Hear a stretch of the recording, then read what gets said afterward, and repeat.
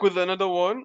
In the previous video, I've mentioned that for us to populate an array easily and also display an array easily, we need to use a for loop.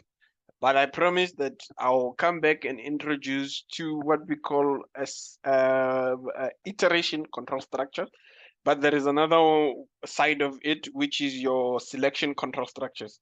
So I'm going to introduce you to your selection control structures a little bit later.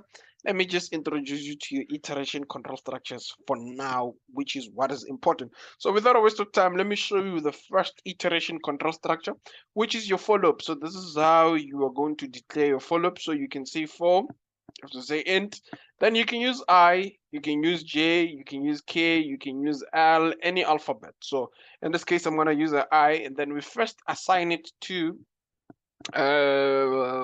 usually we assign it to a 0. Why? Because the subscript of an array starts from what? From 0. So let's use this practice of us starting it from a 0, and then that should be fine. And then I is less than, you can give it any number. Maybe you can say it's less than 5. And then you can say I plus plus. So there is the plus plus at the end. It shows what we call an increment. So there is a pre-increment and a post-increment. So in this case, it's a post-increment because it comes after what? After the I. So that's how you declare it. So now, if I have that statement, if I were to write a simple statement and say hello world here, it's going to repeat hello world for those number of times. So what this is going to do, the iteration control structure is going to loop the first time, which is 0. It's going to write hello world. Then it's going to increment, come back. It's going to change from a 0. It's going to increment. So incrementation of I plus plus is still equivalent to you just saying I plus 1. So now I plus plus is equivalent to you just saying I plus 1. So it will go to a 1, output hello world, increment, go to a 2, and so forth and so forth. So since this is less than a 5, it will increment until a 4. So it's going to display hello world 5 times. So let us see if it's going to do whatever we're talking about. Let me just clean and build. I think there's something running at the back. I just need to clean and build. All right, so now here is it. It is displayed hello world 5 times, which is actually what we were expecting it to do. So now that is the use of a control structure. If you want to do something repeatedly for so many times, you're going to use a control structure, which is your for loop. But here is the thing about a for loop. A for loop, you must know how many times before you are going to need it. So now there is another one which is called a while loop. So a while loop is the one that you do not know how many times you want to display, and we use it to validate inputs. So what that means is that a user can be able to use a while loop until they decide somehow, anyhow. So now let me show you how you can write the same thing. To make it interesting, let us just write a code which is going to be exactly the same as this one, but using a while loop, so that you can see what is the difference between a for loop and a while loop.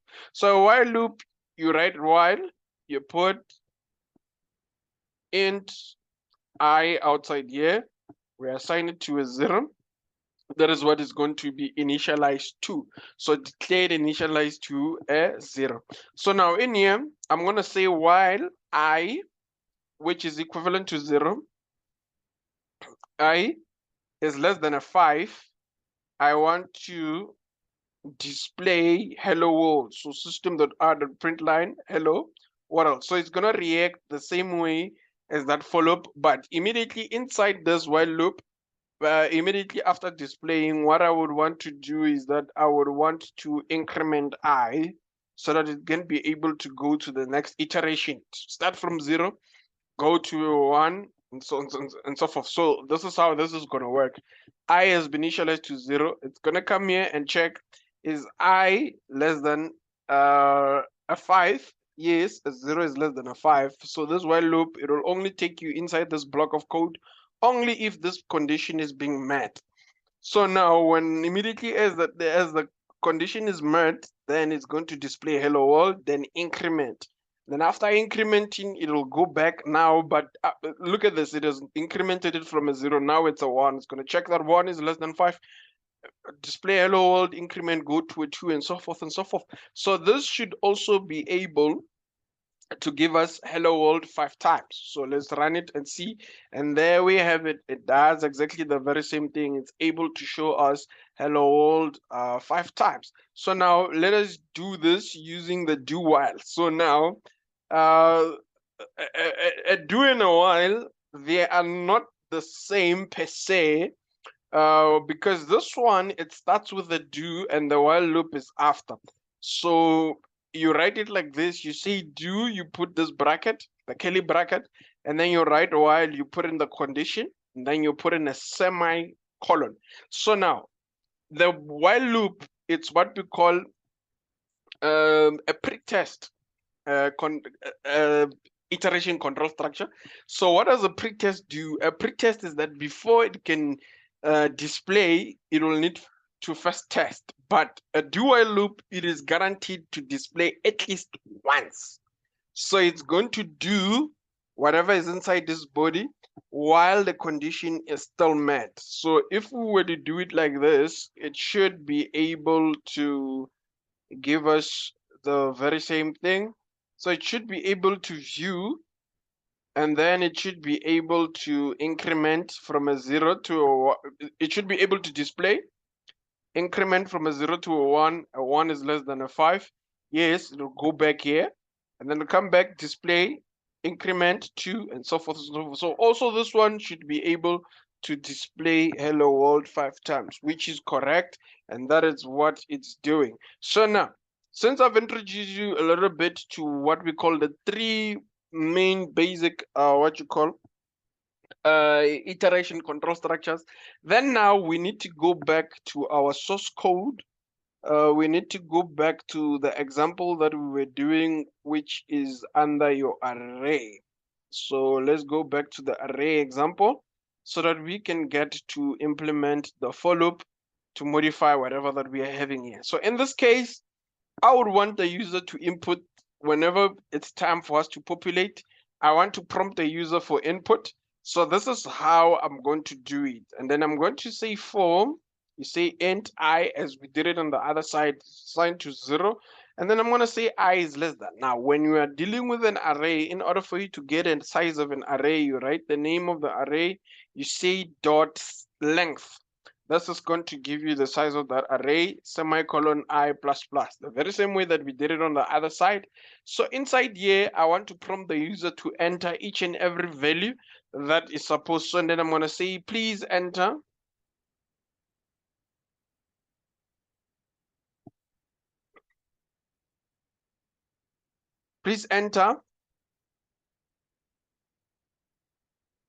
the number at element number.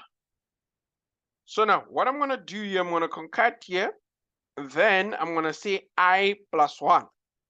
Okay, I'll explain that. So now this should be able to, let's concat here, open space, put in a colon. So this should be able to say, please enter the number at element. So at the first element, it's at subscript number 0. So hence, since this starts from 0, when it gets here, it's just going to say I plus 1, which is going to be 0 plus 1. So it's going to say, please enter the number at element number 1. Please enter the number at element number 2. So since this is an array of size 5, it's going to show us 5 times.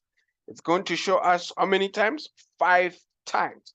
So now, but when you get here, when it comes to your relational operations, make sure that you use the proper relational operation, which is less than. Do not use the less than or equals to. And in programming, this is how you show less than or equals to. You first write the less than sign and then write equals to afterwards. But we'll get to the relational operation in depth in one of the lessons in the near future. So right now, I want to remove this so that we get the input after. So immediately after the statement. So I'll remove the ln. So now here, what we've been doing all along, we're going to do a scanner because we want to get user input. So system.in, because we want to get the input. So inside here, what I'm going to do here, I'm going to declare an int, and immediately after this, I'm going to declare it as a num, which stands for number. And then I need to import my util. So I'm going to show you a shortcut. If you want to import all of the classes which are under this package, which is javax.util, if you don't want to input them one by one, what you can do is that you can write a star here. This means that it will take everything and all from from the package, and it's going to import it. So anything that is under java.util is going to be imported. So instead of you writing all of them one by one, you can just have a star up there. So now in this case, so remember the last time whenever we were dealing with variables, I showed you that you can declare double variables and all of those. You are not allowed to do this. So what this simply does, or I suspect that it's going to take it as, it's going to take both of this as your arrays. So in a case where you are going to write this again, it is going to give you a bit of a problem. But for now, I'll come back and confirm if you're allowed to do that or not. But so far as I know, you are not allowed to do that. Okay, so now let's go and input the number. So let's say num is sc.nextInt, because you're inputting an integer. So now immediately after getting the integer, we want to store. This is how you do it. Remember, we need to access the subscript. So at subscript number I, so it's going to start with the first element, which is at subscript number 0, because it will start here at subscript number 0. Then we want to immediately store what's the number that we have inputted from the user. That should be sufficient in order for us to get the user inputs. So now for us to display, what I want to do, let me first display this stars to separate. Then now, in order for me to display all of the variables which are inside there, I'll just say 4, and then I'll say int j. So in this case, since I've used the I here, I'm going to use a j, which is the next alphabet, and then I'm going to available, and then I'm going to say j is less than numbers, again, dot length. That is going to give me the length, and I'm going to say j++, and then in here, I'm just going to say system.out.println, and inside here, I'm just going to say numbers, and then I'm going to say add j. So you see, it simplifies the code that we had here. Instead of you writing system.out.println, you write the first one with the first subscript and so forth. You can just use a for loop in order for you to display and make things easier for you. So now let us just run this and make sure that is working properly.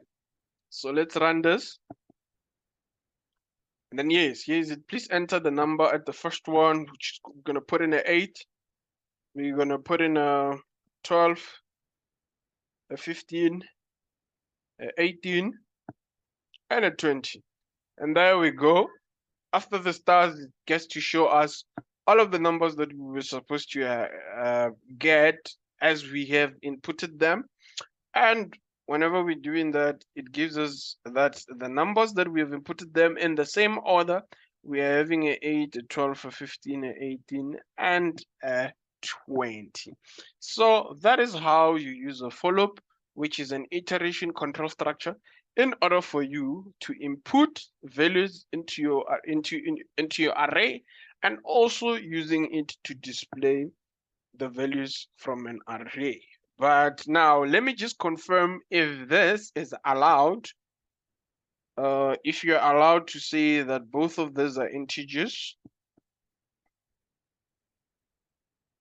Yes, there you have it. As I have said, this you are not allowed to do. You are not allowed to say that this is an integer and this section only is only an array, and this is just an int, which is a number. So it means I was actually right that you are not allowed to do this. It's confirmed, because look, now it's going to give us an error. It's going to say it's incompatible types. Its int cannot be converted into an int array. So now what it does when you do this, it simply takes that you are declaring two arrays. Your first array is going to be numbers, and your second array is going to be num. So in order for you to do it properly, there is a huge difference in you declaring it like this. Once you put your square brackets here, it means everything that you write, even if you separate it by a comma here, it is still an array. So yeah, so that is the simplest way that you're going to understand your array. So when we get to object-oriented programming, when we go to the next playlist, when we start the object-oriented part, I'm going to not in your object-oriented, in your advanced object-oriented programming, I'm going to then introduce you to advanced control structures, which are an advanced way of you actually using your array, or a little bit more advanced data structures that deal with your data in a higher level. So that is it from me for this episode, which is a very insightful episode, which is episode number 10. Remember to like, share, and subscribe, and comment below, and give us ideas on what you want to see on this channel, as this is a new channel and we want to grow, and we take your comments very seriously. And that is it from me for today. Cheers, I'm out. Till the next one.